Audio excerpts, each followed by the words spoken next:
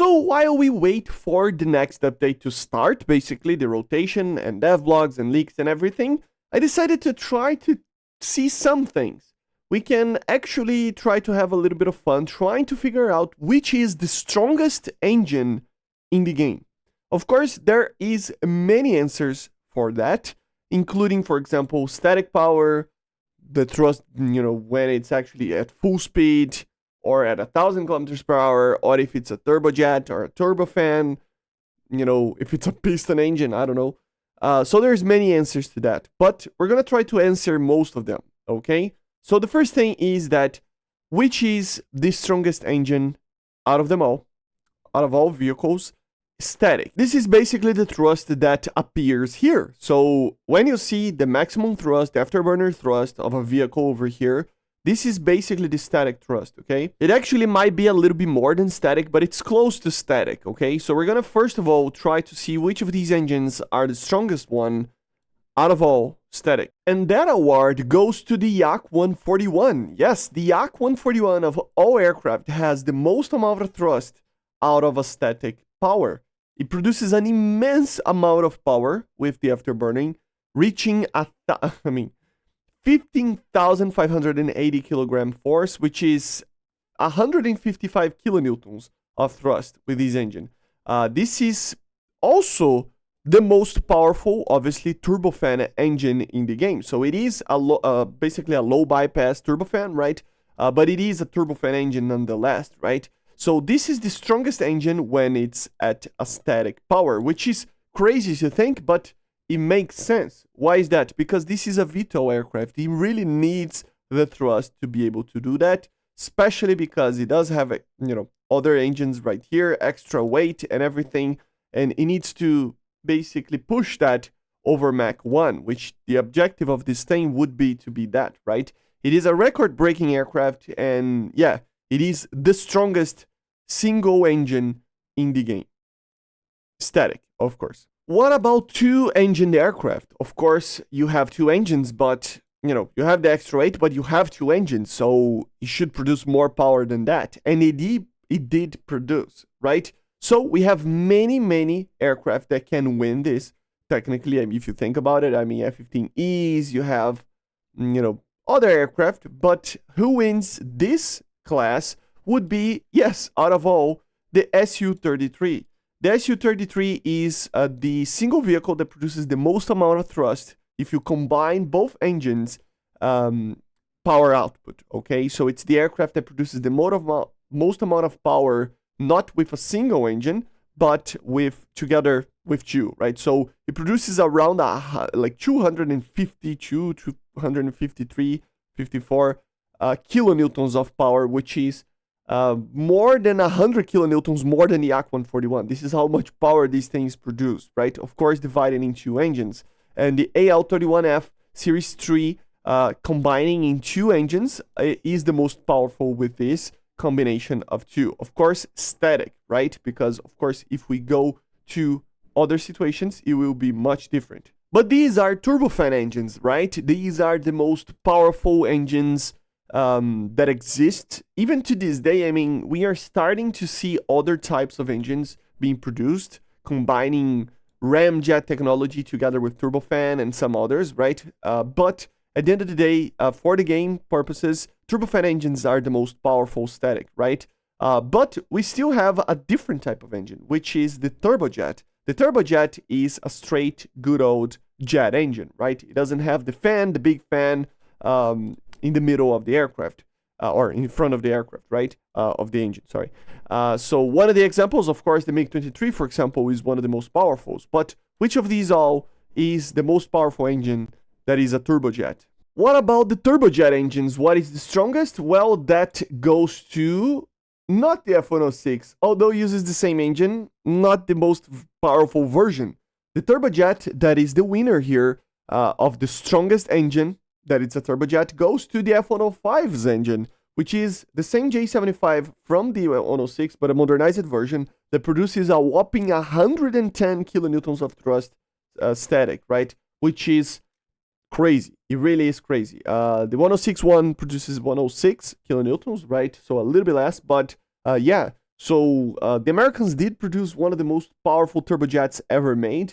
Of course, there are plenty of options that are close here.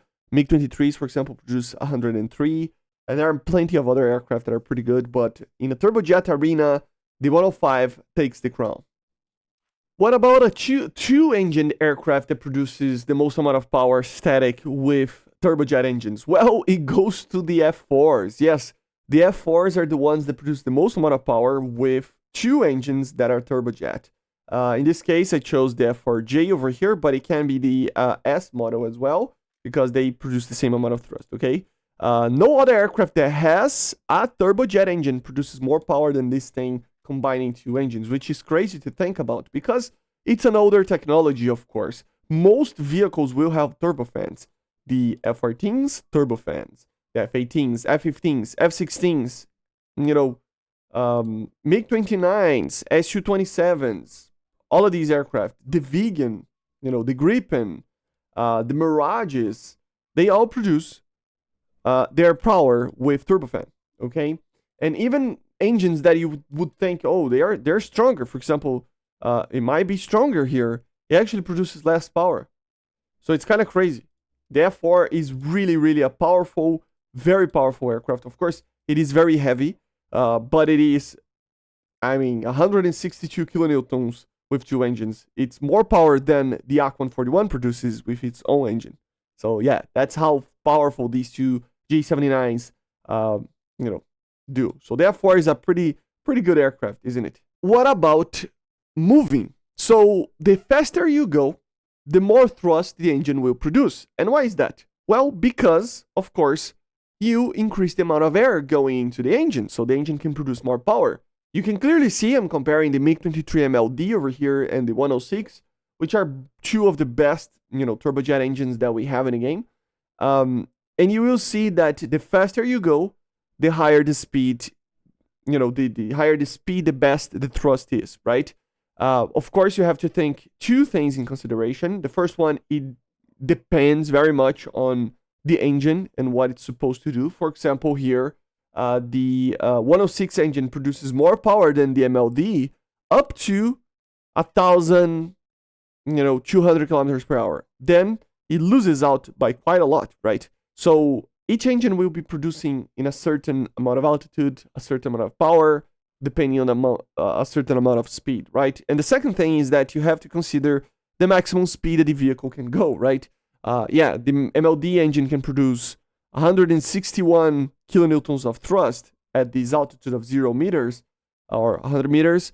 But let's be honest, you are way above your maximum speed anyway, right? At these altitudes. So it's something to consider. So first of all, let's start with the turbojets. You can see that we have a pretty interesting thing over here. So although in the stat card, they both show that the 105 has more thrust than the 106, as you can see right here, in stat chart, it calculates that it pretty much has the same thrust in the static power on the lower airspeeds. And when it goes faster, the 106 actually produces more thrust. So reaching 157 kilonewtons of thrust. The MiG-23, in its maximum output over here, can produce a little bit more in its maximum speed, but you can clearly see that the 106 is better than the 105. So I would assume that the 106 is the best turbojet engine, single-engined aircraft, which is very interesting to check it out. And another thing, the MLD, which is an aircraft that at lower airspeeds produces less thrust, in the higher airspeeds, it produces more thrust. So it is pretty interesting to see that the MLD's engine, the R35, is technically the turbojet that produces the most amount of power if you take the most amount of thrust that it can do inside a VNE of the aircraft, right? But it's kind of weird, right? But it is what kind of happens here. It is very, very, very funny. And we can have some interesting thoughts about the twin-engined turbojet engines as well. As you can see, guys, there isn't a lot of competitiveness against the F4 with this kind of category, right? Because it's kind of the only aircraft that has two engines that produces this amount of thrust and everything with a turbojet, okay? Most amount of jets that use turbojets are single-engine aircraft. And even later, or at the same time frame, they started to use turbofans as well. For example, the F4K and the F4M, which are the British ones, they use the Rolls-Royce SPA engines. So yeah, they produce a lot more power than these ones, but they are turbofans, right? Not really fair. The F104 produces way less power. So it's complicated. At the end of the day, we have to compare to the two best ones that use a single engine, and you can see the difference over here of having two engines, what that produces. So the F4J, of course, having a little bit more, but look at that. It can get to 206 kilonewtons or 20,600 kilogram force at the maximum speeds over here, which is insane. It produces a lot of thrust, right? And you can see that the single engine ones, they produce a lot less. Of course, if you actually, it's not fair to compare this because obviously the acceleration of an F4 will be way worse, it will be around the same, but later way worse than an F106. And why is that? Because of drag, because of weight, and many other things. Even if compared to the MLD over here, the F4, loses out in the higher speeds as well, right? So it's not really fair to compare it to, but just to show to you guys that the F4s, they do produce a lot of thrust with their turbojets. And now you can see the difference between the Yak 141 and the second best, if I'm not mistaken, aircraft with a turbofan engine that produces the most amount of thrust. And you can see the difference, man. Look at this. The F-16 produces a lot of thrust. Don't get me wrong. For such a light aircraft, it's, amazing. I mean, it can get to 164 kilonewtons with one engine.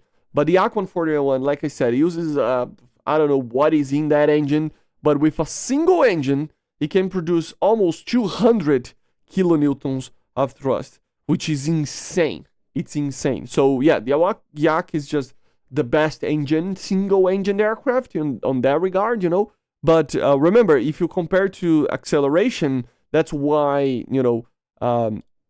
it's not only thrust that matters for an aircraft. As you can see, the F-16, it's pretty much the same, and it even wins it out at the higher speeds and even medium speeds over here. But it's just because of the weight, because of the drag, especially the Yak, man, it is a VTOL aircraft, right? But it is interesting to see that it produces this amount of thrust. So the best engine, single engine aircraft, the Yak 141 one, it's still pretty strong. And nothing can it can beat it, these numbers. Almost 200 kilonewtons with one engine is crazy. If you take into account some, double engine aircraft, like for example, the F-15, we can get the Su-33, we can have some other ones over here to compare the two engines. You will see that we have some other things as well to consider. Because although, yes, it produces an enormous amount of thrust, it's nothing compared to what a two-engine modern aircraft can produce. So look at this. Although, yes, it's kind of game-breaking of how much power the Yak can produce with one engine. But look at this. The Su-33 going to like above 300 kilonewtons of thrust, which is crazy.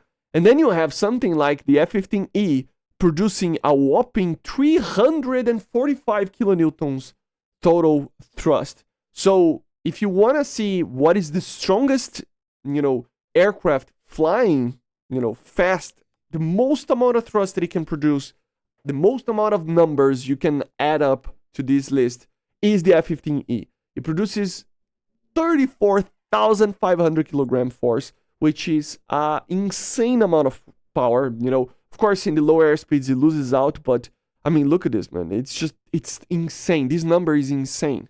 It really is. Of course, the Su-33 kind of tries to get there, but it's crazy, man. And you can feel that. The acceleration between the two even is going to be very feelable, right? That it's pretty different. Look at this. I mean, look at the acceleration of the F-15E compared to the Su-33, right? So even compared to, we can put other aircraft over here. I mean, look at this. The Su-33 produces more than 300 kilonewtons, but like I said, drag, weight, these things matter, okay? So, guys, it is crazy. If we wanna, take one winner of engines, forget about, drag and everything. If we're talking about engines, the F-15 engine is probably the most efficient because no other engine in the game can produce this amount of power in the higher speeds, even if you compare to the Yak 141, which is one of the strongest engines in the game. It will not be able to produce what the F-15 can do with two engines. Yeah, in a single engine, Yak 141 is better, but with the combination of two, the F-15 is just the best out there. If you want to see, of course, the Eurofighter, let me grab an Eurofighter just for you to check it out. It is going to be much lower, okay? Just because, you know, it's a smaller aircraft, you know how it is. Oh, let me just take all of that out for you to check it out. The Eurofighter, so it produces a lot of thrust with these engines, but it is a lot lighter, a lot smaller, of course, so it doesn't need this amount of power. But yeah, if we're talking about engines, the Yak 141 and then the F-15E are the winners of them all. If you're talking about turbojets, I think the single engine one goes to the F-106, right? The J-75 on the 106. And for the two engine ones, the F-4s, I think they're just amazing, okay? So this is it. I hope you enjoyed. I hope it wasn't too boring looking at numbers and stuff. I find this type of thing very cool to share to you guys. Yeah, you let me know in the comments if you want to see more of these. And I see you guys on the next one. So subscribe, leave a like, leave a comment, and bye guys, see you.